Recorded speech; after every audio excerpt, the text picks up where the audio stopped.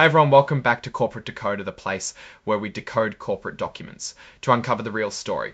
Today we've got a report from ClearSign Technologies Corporation, and let's just say they've been navigating some tricky waters with their board and those Nasdaq listing rules. Stick around as we break down what's really going on. Also, if you like getting these no-nonsense insights, don't forget to hit subscribe and join our growing community on Discord. The link is in the description below. So the big news here, and the reason for this report, is about keeping their listing on the Nasdaq. You see, companies have to follow certain rules to stay listed, and ClearSign hit a bump in the road. Specifically, they were out of compliance with rules about how independent their board of directors and their audit committee are. This happened because 2 board members resigned back in early August.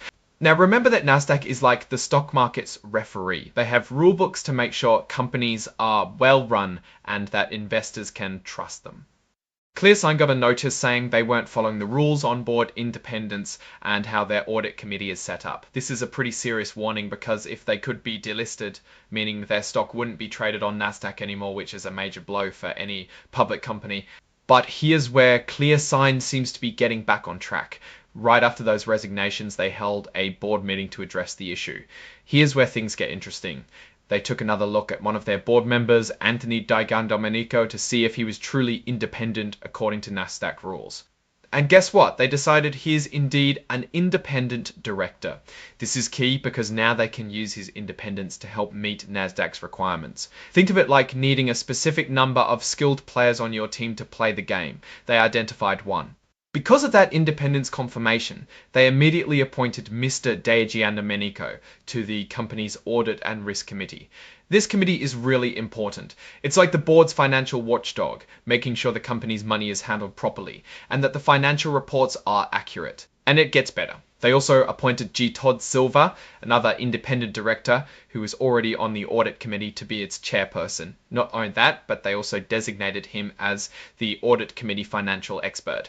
This title means he has a deep understanding of accounting principles and financial reporting, which is super important for overseeing the company's finances and satisfying those Nasdaq rules. So after making these appointments and decisions, ClearSign told Nasdaq what they had done.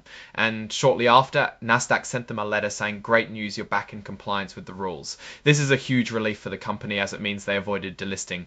Now, even though they fixed the immediate problem, the company isn't done. They still plan to find new members to fill the 2 seats that were vacated.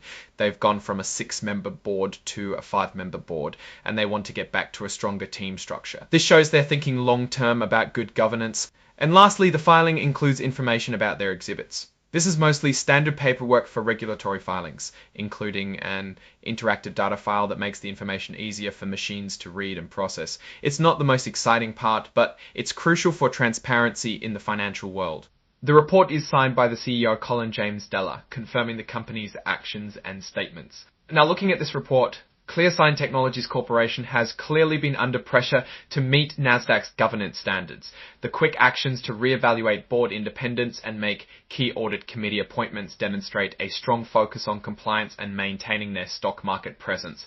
The fact that they addressed the issue promptly and regained compliance is a testament to their responsiveness. However, the need for these adjustments highlights a potential area of weakness in their initial board composition and oversight.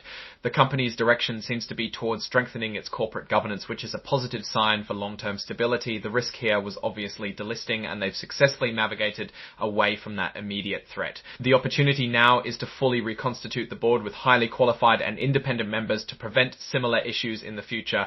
My take is that while they've passed this critical test, investors should keep an eye on how they build out their board and audit committee moving forward to ensure robust governance is a permanent feature, not just a fix. Alright, that's our breakdown of ClearSign Technologies Corporation's latest filing. What's your take on these governance moves and what they mean for the company's future?